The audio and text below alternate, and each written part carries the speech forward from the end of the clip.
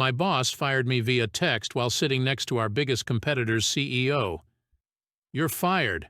Pathetic employees like you don't deserve success." Riley just stole 6 years of my work, texting me from Chicago while I'm at the French Open. What a coward. But he didn't know the guy next to me was Gerard Bellamy, CEO of our biggest rival. And Gerard just watched me get humiliated. Gerard leans over. "Rough day?" I show him the texts. He smiles. "Want to grab dinner?" 3 weeks later, Riley lost everything. I walked away with a $200 million deal. Sometimes the best revenge is just being better at the game. I wasn't your typical corporate whistleblower or revenge seeker. At 38, I was a senior strategic director at Gravora Group, a Chicago-based technology consulting firm where I'd spent 6 grueling years building something extraordinary from absolutely nothing.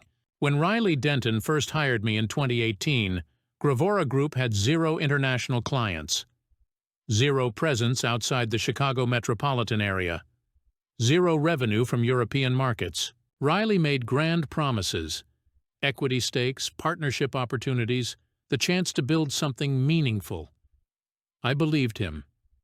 What Riley got in return was nothing short of miraculous. I had a background in enterprise software implementation, but more importantly, I had something rare in American business: genuine cultural intelligence. While most executives barely understood their domestic markets, I spent 2 full years learning German and French. I traveled constantly, sleeping in airport hotels and missing family dinners to build relationships with technology executives across 12 different countries. Here's what I accomplished that makes this story so devastating for Riley. In 6 years, I brought in 43 major clients with a combined contract value of $78 million. But here's the number that should have terrified Riley. The European division I built from scratch now represented 37% of Gravora Group's total revenue.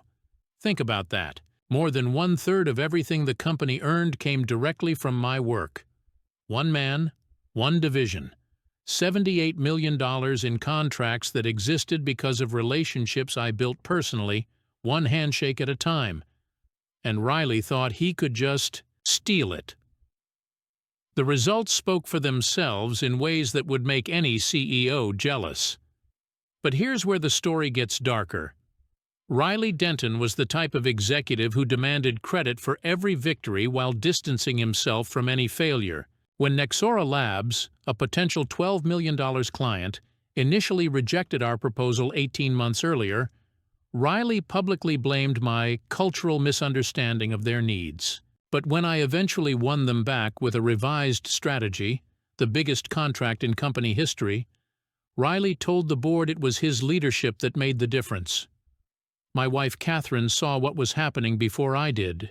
"He's setting you up for something," she warned after I told her about Riley hiring his nephew Trevor as Assistant Director of European Relations. Trevor Denton was 26 years old with 0 international experience and spoke only English. But he was family, and that mattered more to Riley than competence. The warning signs accelerated rapidly. Riley stopped including me in senior leadership meetings. He began taking client calls that should have gone through me directly. When I confronted him about it, Riley's response was chilling. "I'm streamlining communications. You shouldn't worry about matters above your pay grade." What I didn't know, what I couldn't have known, was that Trevor had been systematically working to undermine my client relationships for months. Trevor convinced Riley that I was going native, putting European client interests ahead of company profits. He suggested my frequent travel was excessive, and that most responsibilities could be handled remotely by someone based in Chicago. Someone like Trevor. The Roland Garros trip that would change everything wasn't supposed to be a reward, it was supposed to be an execution. Riley's plan was elegant in its cruelty. Get me out of the country while they prepared my termination, then present it as a fait accompli. I would return to find my position eliminated, my clients reassigned, and my 6 years of work transferred to Riley's incompetent nephew. But Riley made one critical miscalculation that would cost him everything. Picture this scene. Court Philippe Chatrier at Roland Garros, the French Open Finals. Rafael Nadal is serving for the championship. The crowd is electric with anticipation. I'm sitting in premium seating, enjoying what I believe is a well-earned reward for landing the biggest contract in company history. Then my phone buzzes. The first message hits like a physical blow. Pathetic employees like you don't deserve success. I stare at the screen for maybe 10 seconds while the crowd around me erupts as Nadal wins the point. Everything feels muted, like I'm underwater. Then the second message appears. You're fired. Clear out your desk by Monday. No phone call, no meeting, no explanation. Just a coward's way of ending someone's career while they're 4,000 miles away from home. Now here's where this story gets absolutely insane. Of all the people in all the world who could have been sitting next to me at that exact moment, it was the one person who could turn Riley's power play into a complete disaster. The man sitting next to me notices my reaction. He's older, maybe 55, wearing an expensive watch and the kind of calm expression that suggests he's used to being in important places. I've seen his face somewhere before but can't place it immediately. "Everything all right?" the man asks quietly, his accent distinctly British. That's when recognition hits me like a cold wave. Gerard Bellamy, Chief Executive Officer of Lunar Ventures, Gravora Group's biggest competitor in the European technology consulting market. We'd spoken briefly at a conference in Amsterdam 2 years ago, but I remembered him well. His company had been trying to poach our clients for the better part of a decade. Think about the odds of this happening. Out of 15,000 seats at Roland Garros, out of millions of people in Paris, I, who controls $78 million in European business relationships, get fired while sitting next to the CEO of my company's biggest rival. It's like winning the lottery, except instead of money, I just won the chance for perfect revenge. "Just work," I say, slipping my phone back into my pocket. But something in my gut tells me this moment is about to become much more significant than a simple firing. Riley Denton has just made the biggest mistake of his professional life, and he doesn't even know it yet. The timing couldn't be more perfect. As I sit there watching Nadal celebrate his victory, something shifts inside me. The initial shock and hurt are transforming into something colder and more focused. Riley has underestimated me completely. I think about my client relationships. Nexora Labs had specifically requested that I remain their primary contact throughout the contract period. Klaus Weber at Chris Tristan Global had told me just last month that he considered me irreplaceable. Marie Dubois at Hollowgate Systems had been pushing for a contract extension specifically because she trusted my oversight of their implementation. These weren't just business relationships. They were partnerships built on 6 years of trust, competence, and cultural understanding. Riley seemed to think he could simply inherit them by firing me and installing his nephew. He was about to learn otherwise. I glance at Gerard Bellamy again. Lunar Ventures had been trying to break into the American consulting market for years, but they lacked the client relationships and cultural knowledge to compete effectively with established firms like Gravora Group. What if they suddenly had access to both? As the crowd begins filing out after the trophy ceremony, Gerard stands up and stretches, then looks at me directly. "Forgive me for being presumptuous," he says, "but you look like a man who just received some very unpleasant news." I make a decision that will change everything. "Actually," I say, standing up and extending my hand, "I think I just received the best news of my career.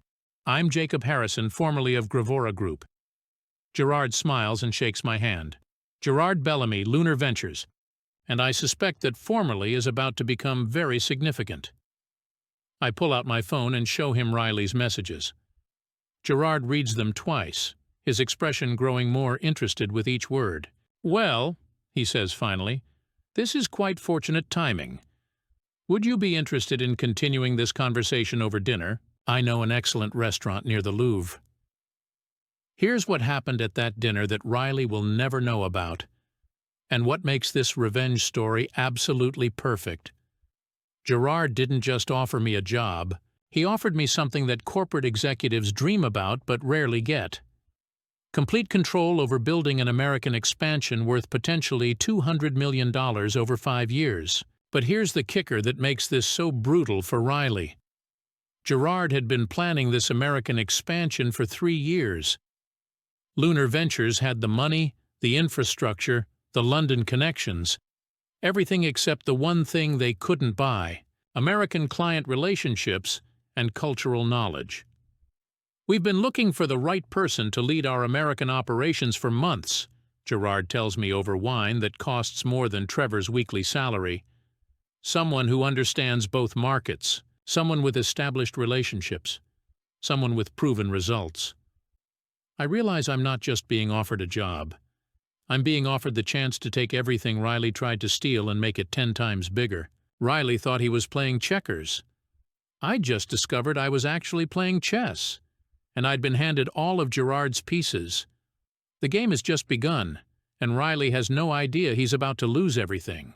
By Sunday evening, I'm back in Chicago with a job offer from Lunar Ventures that exceeds my wildest expectations. Gerard has made it clear that he wants me to lead their new American expansion, offering a 30% salary increase and equity stakes that Riley had promised but never delivered. Monday morning arrives with gray skies and the kind of cold that cuts through your jacket.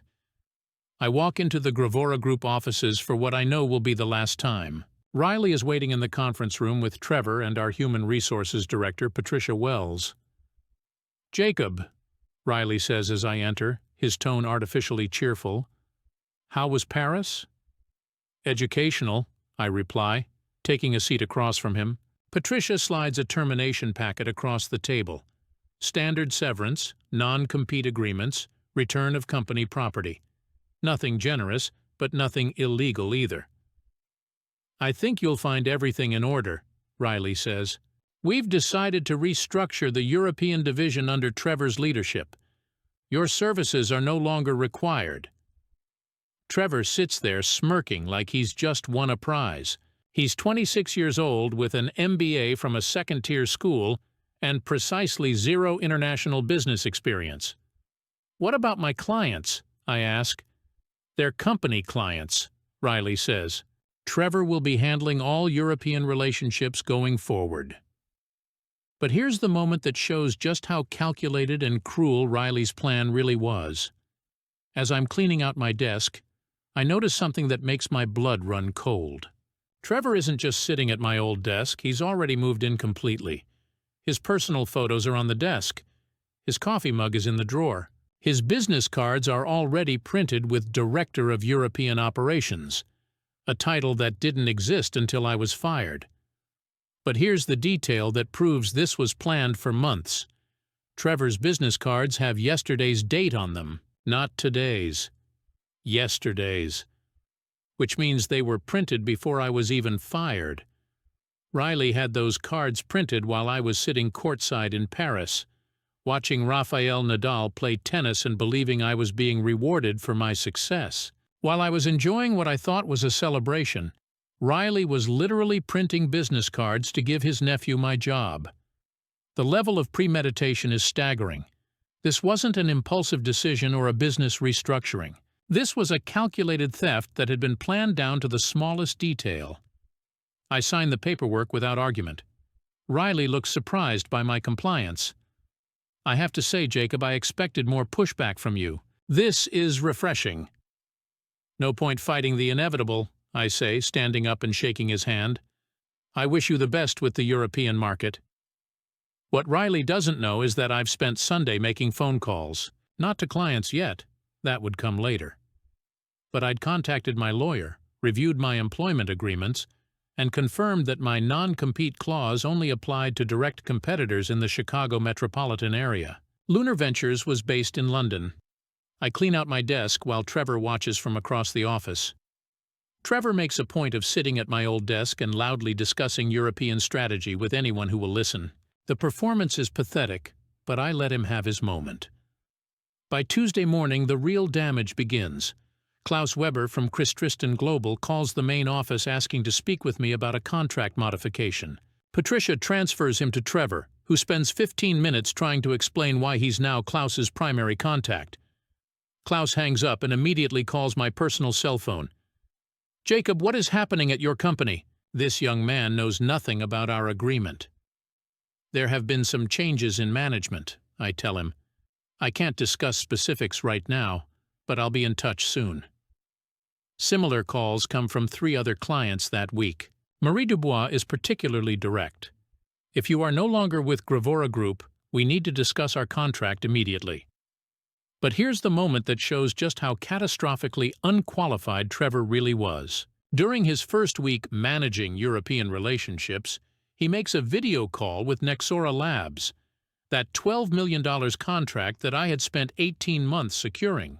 Trevor, trying to sound authoritative, tells the Nexora executives that Gravora Group is pivoting toward a more American-centric approach to European business development. He actually says those words, to German executives, who immediately ask what that means. Trevor's response? Well, we're going to bring more of that American entrepreneurial spirit to your projects. The call ends with the Nexora CEO saying, "We will be reviewing our contract immediately," and hanging up. Trevor calls Riley in a panic. "I think I might have said something wrong." Riley begins to panic by Thursday. He calls my cell phone 6 times, leaving increasingly desperate voicemails about misunderstandings and rash decisions. Trevor has apparently managed to offend 2 clients and completely bungle a conference call with a potential new account. The breaking point comes Friday morning when Nexora Labs sends a formal letter requesting termination of their $12 million contract due to material changes in account management. Riley shows up at my apartment that evening. "This is ridiculous, Jacob. You're destroying relationships out of spite." "I'm not destroying anything," I say. "I'm simply not available to save you from your nephew's incompetence." "What do you want? More money? A better title?" "I want nothing from you, Riley. You made your choice in Paris." Riley leaves looking like a man who's just realized he's made a catastrophic mistake. But it's too late. The damage is done and I'm just getting started. Saturday morning brings a call from Patricia Wells. She sounds exhausted. "Jacob, I need to ask you something confidentially. Did you know about Trevor's hiring before it was announced?" "No. Why?" "Because I've been reviewing the paperwork and some things don't add up. Riley backdated Trevor's employment to 3 months ago, but his first day was actually 2 weeks ago, and his salary is higher than yours was." This is new information. I had assumed Trevor's hiring was simply nepotism, but Patricia is suggesting something more calculated. What else did you find? "Riley's been intercepting your client emails for 6 weeks. He set up a forwarding rule that copied everything to his account. And he's been telling people that you were planning to quit anyway." But here's the bombshell that changes everything. Patricia's voice gets even quieter. "There's more. Riley's been negotiating with a consulting firm in Berlin about acquiring our European client list. He told them you were unreliable and that the company needed professional management of international relationships." Wait. Stop. Let that sink in. Riley didn't just fire me impulsively. This was a months-long conspiracy. He'd been planning to steal the entire European division that I built, sell it to a German firm for millions, and cash out while taking credit for my 6 years of work. The Paris trip wasn't a reward. It was phase 1 of a calculated heist. Get me out of the country, install the incompetent nephew as a placeholder, then flip the entire operation to German buyers who had no idea they were purchasing relationships that were about to evaporate. When is this supposed to happen? The preliminary agreement was signed 2 weeks ago. Full transfer is scheduled for next month. Riley thought he was pulling off the perfect corporate crime. Fire the talent, steal their work, sell it for millions. What he didn't realize was that he'd just handed me the perfect weapon for total destruction. Now I understand. Riley isn't just replacing me with his nephew. He's planning to sell the European division to a German firm and cash out while taking credit for the business I built. Riley has played this perfectly. Fire me. Install Trevor as a temporary placeholder. Then sell the entire operation to the German firm for a significant profit. Trevor would probably get a bonus and a recommendation letter, while Riley would look like a strategic genius who had successfully monetized the European expansion. There's just one problem with his plan. The clients. European business culture values personal relationships and continuity. Klaus Weber isn't going to accept some random German consulting firm just because Riley Denton says it's a good idea. Marie Dubois will terminate her contract before working with people she's never met.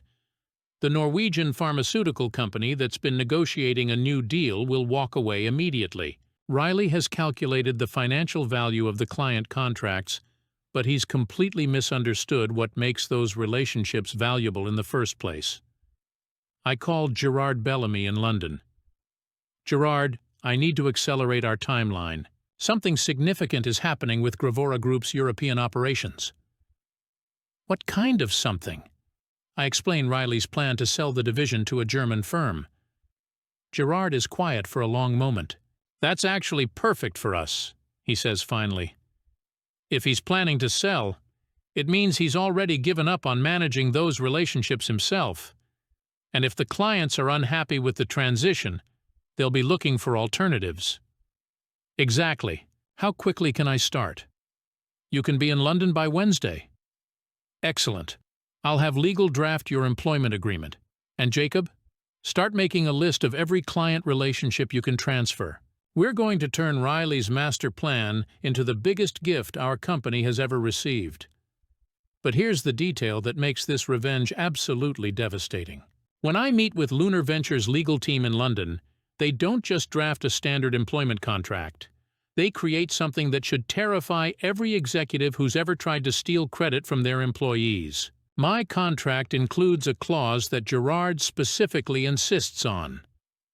Employee retains full rights to pursue and maintain any business relationships developed during previous employment, provided such relationships were built through personal effort and expertise rather than company resources. Think about what this means. I don't just get a new job. I get legal protection to take every single relationship I built over 6 years. Every handshake, every dinner, every late-night call to solve a client's problem. All of it legally belongs to me, not to Gravora Group. The German consulting firm that Riley is secretly negotiating with, they're about to pay millions for a client list that will be legally worthless the moment I sign my new contract. Riley thinks he's selling stolen goods, but you can't steal relationships. You can only earn them. And I earned every single one.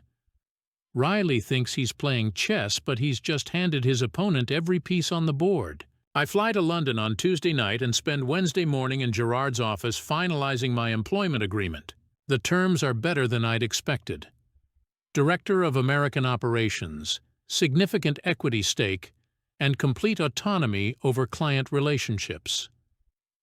Gerard has done his homework. Lunar Ventures has been trying to break into the American market for 3 years, but they lack the relationships and cultural knowledge to compete with established firms. Hiring me solves both problems immediately. Your timing is remarkable, Gerard says as we review the contract. We've been building our American infrastructure for months, but we needed someone who understood both markets. By Thursday, I'm making calls. Klaus Weber is my first contact. I explain that I've joined Lunar Ventures and will be continuing to support his technology implementation from London. This is much better, Klaus says. Lunar Ventures has an excellent reputation in Europe.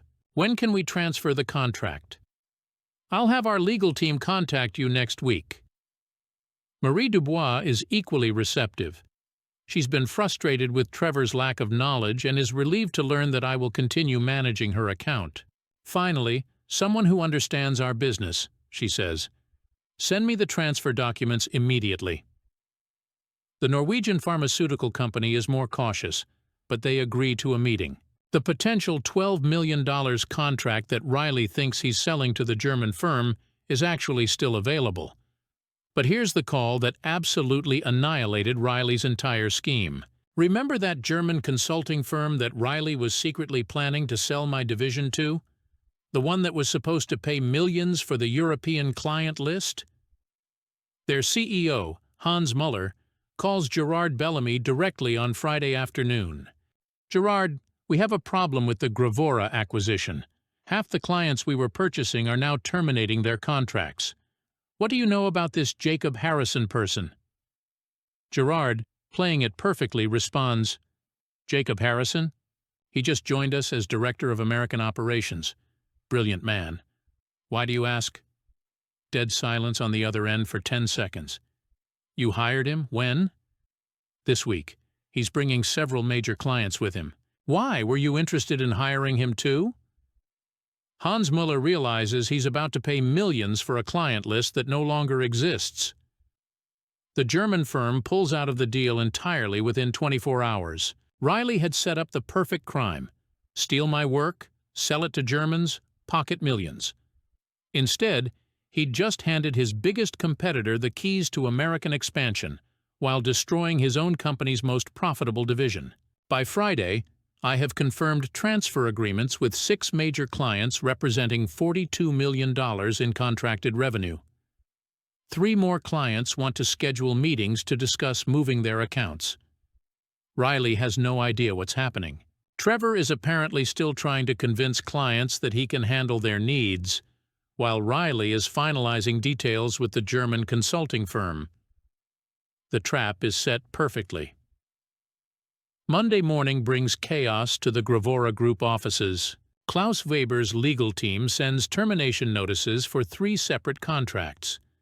Marie Dubois requests immediate return of all proprietary documents. The Norwegian pharmaceutical company cancels their negotiation meeting. Riley calls me at 9 a.m. What the hell are you doing, Jacob? I'm working for Lunar Ventures now. My clients chose to follow me. You can't do this. You have a non-compete agreement. I checked with my lawyer. Lunar Ventures is based in London, not Chicago. The non-compete doesn't apply to international companies. The silence on the other end lasts almost 30 seconds. You're destroying the European division. No, Riley. You destroyed it when you fired me via text message. I'm just helping my clients find better service. Here's what's absolutely brutal about what happens next. Riley thought he could control the situation, but I had spent 6 years building something that couldn't be transferred or stolen. Trust. Tuesday. 4 more major clients terminate their contracts. Wednesday. The German consulting firm starts asking uncomfortable questions about why they're buying a division with no clients. Thursday. Trevor quits in a panic after completely botching 3 client calls in one day. Friday. The Norwegian pharmaceutical company, that $15 million deal Riley was planning to sell, calls me directly and asks to move their entire operation to Lunar Ventures. But here's the kicker, and this is where it gets really insane. Patricia Wells, the HR director who'd been documenting Riley's illegal activities, calls me on Friday afternoon. Riley's having a complete meltdown. The German deal is falling apart. Trevor quit yesterday, and the board is asking for explanations. What kind of explanations? How we lost 70% of our European revenue in 1 week. 70%. In 1 week. Riley went from thinking he was about to make millions selling my work to losing almost 3/4 of the company's international business in 7 days. And me? I'm about to get the call that makes this the most satisfying revenge story you'll ever hear. Friday afternoon, Gerard calls with an update. The Norwegian pharmaceutical company wants to move forward with us. They're offering $15 million over 3 years. Excellent. And Jacob, I just received a very interesting phone call from someone named Patricia Wells. She says she's interested in discussing employment opportunities with Lunar Ventures. Riley's empire is crumbling, and the best people are jumping ship before it sinks completely. The man who called me pathetic is about to learn what failure actually looks like. The final blow comes exactly 3 weeks after Riley fired me in Paris. Gerard calls me into his office with news that makes everything worthwhile. Gravora Group's board just voted Riley out as regional director. Apparently, losing $87 million in contracted revenue was considered a fireable offense. I feel quiet satisfaction but no joy. Riley brought this on himself through arrogance and poor judgment. But wait, it gets even better. Remember how this all started? Riley fired me via text message, calling me pathetic while I was sitting at the French Open. Well, guess how Riley found out he was fired? A text message from the board chairman. While he was sitting in his car in the Gravora Group parking lot, about to walk into what he thought was a routine Monday morning meeting. Your services are no longer required. Security will escort you out. Do not contact any clients or employees. The exact same cold, humiliating dismissal he'd given me. The same lack of respect. The same coward's way of ending a career. But here's the difference. I had built something real that people valued. Riley had just been taking credit for other people's work. When I left, the clients followed me because they trusted me. When Riley was fired, absolutely nobody cared. There's more, Gerard continues. Trevor Denton is apparently telling people that you sabotaged the European division out of spite. Some of your former colleagues are asking questions about his version of events. I had expected this. Riley and Trevor need someone to blame for their failure, and I'm the obvious target. Let me guess, I say. They're claiming I stole clients illegally. Exactly. But here's what they don't know. Patricia Wells has been documenting everything. Email forwards, backdated employment records, the attempted sale to the German firm. She's prepared to testify that Riley had been planning your termination for months. The irony is perfect. Riley's methodical planning has created a paper trail that proves his actions were calculated rather than reactive. If he'd simply fired me honestly, he might have retained some clients. Instead, his deception made my departure look justified to everyone involved. What happens now? Patricia starts with us next month as European Operations Manager. Klaus Weber is recommending us to 2 companies in Munich, and the Norwegian pharmaceutical deal is expanding to include their sister company in Oslo. Riley's text message from Paris has cost him everything. His job, his reputation, and the business division he tried to steal. Meanwhile, Lunar Ventures has gained a foothold in the American market worth over $100 million in potential revenue. Justice has been served quietly, professionally, and completely. I'm reviewing quarterly reports in my London office when Catherine calls from Chicago. You'll never guess who I saw at the grocery store yesterday, she says. Riley. He was bagging groceries at the supermarket near our old apartment. He looked terrible. But here's the detail that makes this the most perfect revenge story you'll ever hear. Catherine doesn't just see Riley bagging groceries. She overhears him talking to another employee during their break. I used to run the European division of a major consulting firm, Riley is telling this kid who's maybe 19 years old and clearly doesn't care. I managed millions in revenue, $87 million. I built that division from nothing. The kid just stares at him and says, "Cool story, man. Can you cover Register 3? I'm going on break." Riley, the man who called me pathetic, who fired me via text message, who tried to steal 6 years of my work, is now bragging to teenagers about accomplishments that were never his while bagging groceries for minimum wage. Meanwhile, my quarterly report shows Lunar Ventures' American expansion just signed its 15th major client. Total contracted value, $127 million and growing. I feel no satisfaction from Riley's downfall. Destroying someone's career brings no lasting peace, even when they deserve it. But I've learned something valuable about loyalty, timing, and the importance of treating people with basic respect. Lunar Ventures has exceeded all expectations. We've landed 14 major American clients and opened offices in Boston and Seattle. The Norwegian pharmaceutical contract has grown into a partnership that spans 5 countries. Most importantly, I found a company that values competence over politics. Gerard treats me as an equal partner, not a threat to his authority. Our success is shared success, not a zero-sum competition. Catherine joins me in London in the spring. We buy a house in Hampstead and start talking about children. For the first time in years, I feel like I'm building something permanent rather than just surviving someone else's ambitions. The Roland Garros tournament returns to Paris in June. Gerard gives me tickets again, but this time I watch from the corporate hospitality suite that Lunar Ventures has purchased. Rafael Nadal wins his 14th French Open title that day. As Nadal lifts the trophy, I think about how much my life has changed since the previous year. Sometimes the worst thing that happens to you turns out to be the best thing that could have happened. Riley's text message had set me free, even though that wasn't his intention. I never thanked Riley for it, but maybe I should have. This isn't just a story about corporate revenge. It's a masterclass in how personal relationships, cultural intelligence, and professional respect create value that can't be replicated or stolen.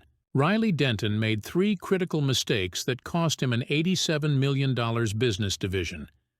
First, he underestimated the personal nature of international business relationships. In European business culture, trust and continuity matter more than corporate hierarchy. You can't simply reassign relationships like office equipment. Second, he confused ownership with value creation.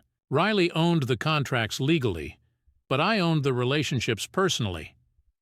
When forced to choose, the clients followed the person they trusted, not the company that held their signatures. Third, he let arrogance blind him to strategic thinking. Firing me via text message wasn't just cruel, it was tactically stupid. It happened at the worst possible time, in the worst possible place, with the worst possible witness. But perhaps the most important lesson is about the power of treating people with basic human dignity. My revenge wasn't driven by greed or ambition. It was driven by the simple desire to be treated with respect. Riley's contempt, calling me pathetic, firing me via text, planning my termination for months while pretending to reward me, created an enemy where none needed to exist. In the end, Riley Denton lost everything because he forgot that behind every business relationship is a human being who deserves basic respect. I won everything because I never forgot that lesson. The corporate world is filled with Riley Dentons, executives who see employees as expendable resources rather than valuable partners. But it's also filled with people like me, competent professionals who build real value through skill, dedication, and authentic relationships. This story reminds us which approach ultimately wins. And sometimes, justice comes not through the courts or HR departments, but through the simple act of people choosing to work with those who treat them with dignity and respect. Riley Denton learned that lesson too late. I learned it just in time. The game ended exactly as it should have, with competence defeating arrogance, respect defeating contempt, and long-term thinking defeating short-term greed. In Paris, watching Rafael Nadal claim another championship, I discovered that sometimes the best revenge is simply being better at the game than the person who thought they were playing you. The final score: Jacob Harrison and Lunar Ventures, $100 million. Riley Denton and Gravora Group, $0. Game, set, match.